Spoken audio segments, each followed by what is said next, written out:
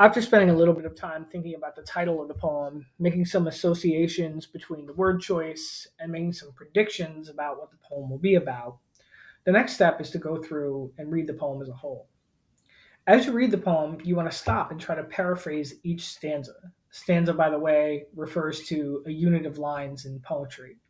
You might think about it as being a paragraph in poetry.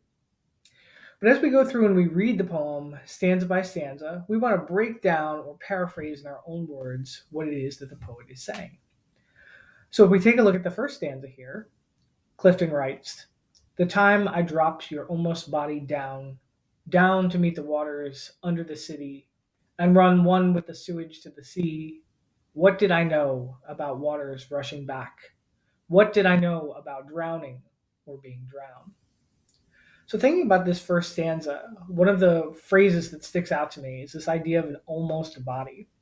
And I started to make some associations about that, and I thought that an almost body is a body that's not yet fully formed, a fetus, a child that's still in utero. And so in this first stanza, what we're really getting is we're getting the image of a fetus that is being flushed through the drains. Now that could be because the speaker had an abortion, or it could be because the speaker had a miscarriage.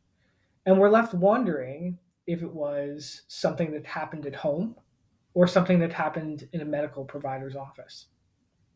The poet ends the first stanza with two rhetorical questions she's asked herself about water and about drowning.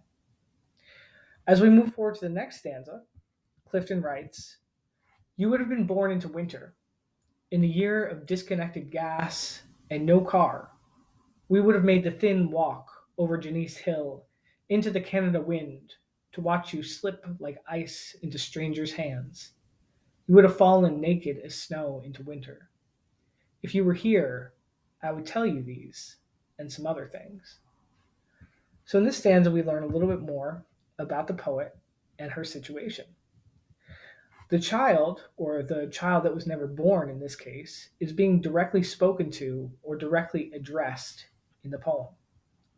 We also know that the time that the speaker made the decision to abort or miscarried, right? We don't know. The speaker was experiencing some hardships. Right? We know that because the stanza tells us it's cold, the gas is disconnected, which suggests that the speaker couldn't afford it.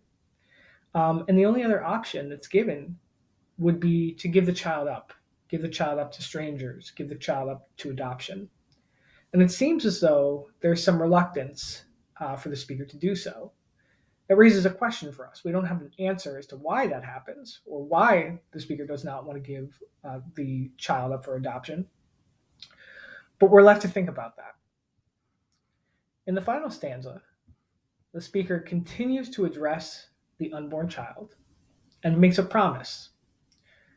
She writes, "If I am ever less than a mountain for your definite brothers and sisters, let the rivers pour over my head, let the sea take me for a spiller of seas, let black men call me stranger, always for your never named sake." And so in this stanza, we really begin to get a sense of guilt from the speaker. When she says, if I am ever less than a mountain, what she really means is if I'm not a strong provider for your definite brothers and sisters, meaning the children that I did bear, the children that I didn't miscarry or didn't abort. And if I'm not a strong provider, drown me, punish me, let my community forsake me and push me out. Right? And so in this case, what we've done is go stanza by stanza and just try to break down or paraphrase the main point that the speaker is making. At this point, it's okay if we don't understand everything. When we're paraphrasing a poem, it's a place for us to just get a sense of the situation or the action of the poem. It's also a moment where questions will begin to arise.